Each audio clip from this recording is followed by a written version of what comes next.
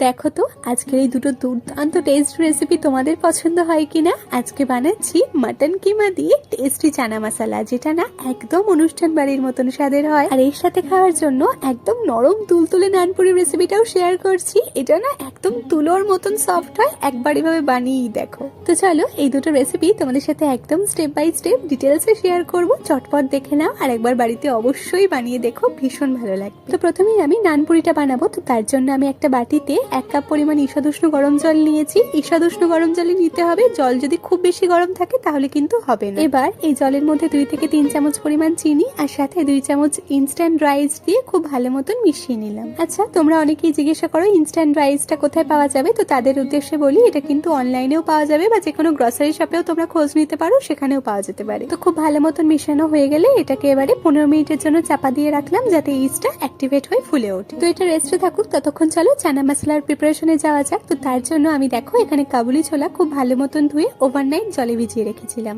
আর overnight জলে ভিজিয়ে রাখলে এটা কিন্তু সেদ্ধ করতে বেশি সময় লাগে না। তো এখন এটাকে একটা প্রেসার কুকারে নিয়ে নিলাম আর সাথে স্বাদ মতো নুন, একটু হলুদ গুঁড়ো আর পরিমাণ মতন 1 থেকে 1.5 কাপ মতন জল দিয়ে ভালোভাবে একবার মিশিয়ে নিয়ে তারপর প্রেসার কুকারে ঢাকনা দিয়ে এটা কিন্তু 3 থেকে 4টে সিটি দিয়ে সেদ্ধ করে নেবো। তো ছোলাটা তো আমি সেদ্ধ করতে বসিয়ে দিলাম আর এদিকে দেখো 15 থেকে 20 মিনিট পর ইস্টটা কিন্তু অ্যাক্টিভেট হয়ে বেশ ভালোই ফুলে উঠেছে।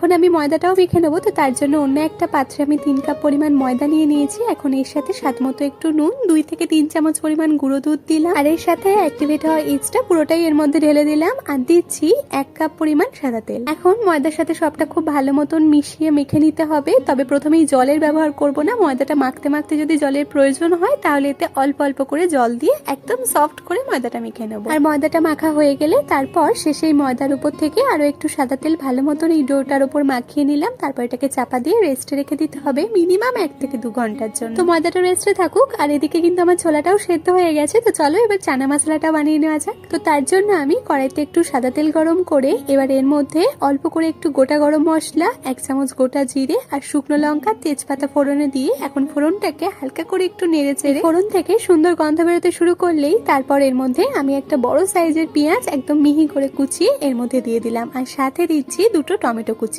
তো এবার এটাকে নেড়ে চেড়ে ভাজতে থাকবো আর ভাজতে ভাজতে পেঁয়াজ আর টমেটোটা বেশ একটু নরম মতন হয়ে এলেই তারপর এর মধ্যে আমি 1 চামচ করে আদা বাটা আর 1 চামচ রসুন বাটা দিয়ে দিলাম।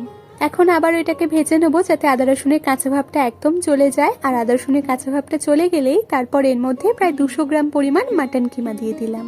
আর আমি এই চানা মশলাতে 250 গ্রাম কাবুলি ছোলার জন্য 200 গ্রাম মাটন কিমা ব্যবহার করলাম। তো এই মাটন কিমাটা দেওয়ার পর আমি প্রায় 3 থেকে 4 মিনিট মতন সময় নিয়ে এটাকে একটু ভেজে নেবো। আর এই সময় গ্যাসের ফ্লেমটা মিডিয়াম টু হাইতে রেখে তো একটু নেড়ে ছেড়ে নিয়ে তারপর এর মধ্যে 1 চামচ হলুদ গুঁড়ো দিচ্ছি, 1 চামচ করে জিরে গুঁড়ো, ধনে গুঁড়ো, সাথে ঝালের জন্য দিচ্ছি পরিমাণ মতন লঙ্কা গুঁড়ো। চানা মশলার রংটা যাতে খুব সুন্দর হয় তো তার জন্য দিচ্ছি 1 চামচ কাশ্মীরি লঙ্কা গুঁড়ো, সাথে স্বাদ মতো নুন আর অল্প একটু চিনি আর সাথে 2 চামচের মতন চানা মশলা দিয়ে দিলাম। তোমরা এখানে বাজার চলতে যে কোনো ব্র্যান্ডের চানা মশলাই দিতে পারো আর চাইলে চানা মশলা ছাড়াও এটা বানাতে পারো, তবে দিলে কিন্তু টেস্টটা একটু বেটার হয়। তো এখন মাটন কিমার সাথে সমস্ত মশলা খুব ভালো মতন মিশিয়ে নিয়ে মশলাটাকে একটু কষিয়ে নিতে হবে আর তারপর এর মধ্যে অল্প একটু গরম জল দিয়ে দিলাম। এখানে গরম জলটা আমি ব্যবহার করলাম যাতে মাটন কিমাটা খুব ভালো মতন সেদ্ধ করা যায়। তো তার জন্য এখন ভালো মতন মিশিয়ে নিয়ে তারপর কড়াই চাপা দিয়ে মাটন কিমাটা সেদ্ধ হতে দেবো। তো এটাকে লো টু মিডিয়াম ফ্লেমে প্রায় 30 মিনিটের মতন রেখেছিলাম আর তারপর দেখো এটা একদম শুকিয়ে গেছে জলটা আর মাটন কিমাটাও কিন্তু খুব ভালো মতন সেদ্ধ হয়ে গেছে। এবার গ্যাসের ফ্লেমটা লোতে রেখেই এর মধ্যে একটু ফ্যাটানো টক দই দিয়ে দিলাম। ওই 4 থেকে 5 চামচ পরিমাণ ফ্যাটানো টক দই দিয়ে সেটাকেও খুব ভালো মতন মিশিয়ে কষিয়ে নেব। তো তারপর এর মধ্যে আগে থেকে সেদ্ধ করে রাখা কাবুলি চানাটা দিয়ে এখন সমস্ত মশলার সাথে এটাকে খুব ভালো মতন মিশিয়ে নিয়ে এবার এর মধ্যে পরিমাণ মতন গরম জল দিয়ে দিলাম। আর এই সময় কিন্তু অবশ্যই গরম জল ব্যবহার করবে, তাহলে তরকারির টেস্টটা খুব ভালো হয়। আর এর সাথে দিয়ে দিচ্ছি কয়েকটা চেরা কাঁচা লঙ্কা। এবার সমস্তটা খুব ভালো মতন একবার মিশিয়ে নিয়ে তারপর কড়াই ঢাকা দিয়ে এটাকে কিছুক্ষণ ফুটিয়ে নিতে হবে। তো আমি এটাকে প্রায় 15 মিনিটের মতন ফুটিয়ে নিয়েছিলাম যাতে তরকারিটা একটু ঘন মতন হয়ে আসে। তো প্রায় দেখো 15 মিনিট পর এটা একটু ঘন মতন হয়ে এলে তারপর কড়াই ঢাকা খুলে এর মধ্যে 1 চামচ পরিমাণ গরম মশলা গুঁড়ো দিচ্ছি, বেশ খানিকটা কাসুরি মেথি আর এই কাসুরি মেথিটা একটু ড্রাই রোস্ট করে গুঁড়ো করে নিয়েছিলাম আর সাথে দেখো দিচ্ছি একটু ধনেপাতা কুচি দিয়ে এবার সমস্তটা খুব ভালো মতন মিশিয়ে নামিয়ে নিলাম। তো ব্যাস, তাহলেই আমাদের টেস্টি মাটন কিমা দিয়ে চানা মশলা একদম রেডি। তো তো এখন এটাকে একটা পাত্রে সার্ভ করে নিচ্ছি, আর এটা দেখেও নিশ্চয়ই বুঝতে পারছো কতটা টেস্টি হতে পারে। তবে এটা কিন্তু শুধু নানপুরির সাথে নয়, রুটি, পরোটা, লুচি যে কোনো কিছুর সাথেই খেয়ে দেখতে ভীষণ ভালো লাগবে। তো চলো এবার চটপট নানপুরিটাও বানিয়ে নেওয়া যাক। তো তার জন্য রেস্ট রাখা ময়দাটা দেখো প্রায় 2 ঘন্টা পর ঢাকা খুলে দেখাচ্ছি। দেখো ময়দার ডোটা কিন্তু ফুলে প্রায় ডাবল সাইজের হয়ে গেছে, আর ইস্ট ব্যবহার করার জন্যই এমনটা হয়েছে। আর ময়দাটা কিন্তু এই সময় আরো সফট হয়ে গেছে। তো এখন এটাকে আবারও একটু মেখে নেবো, মেখে নিয়ে তারপর এর থেকে ছোট ছোট করে লেচি কেটে নিলাম। তবে এখানে এই লেচির সাইজগুলো কিন্তু একদম লুচির মতন হবে না, একটু বড় মতন হবে, তাতে নানপুরিগুলো কিন্তু বেশি ভালো হবে। এবার আমি এক একটা লেচিকে তেল দিয়ে লুচির মতন সাইজ করে বেলে নেবো। তবে খুব বেশি পাতলা করে কিন্তু বেলবো না, বেশ একটু মোটা মোটা রেখেই বেলতে হবে। এইভাবে একটা বেলা হয়ে গেলেই এরপর কড়াইতে তেল খুব ভালো মতন গরম করে নিয়ে এগুলোকে এক এক করে দিয়ে দিলাম। আর তারপর আর কি গরম তেলে লুচির মতন একদম ফুলকো ফুলকো করে উল্টে পাল্টে ভালো মতন ভেজে নিলাম। ব্যাস, তাহলেই আমাদের নানপুরিও তৈরি হয়ে গেল।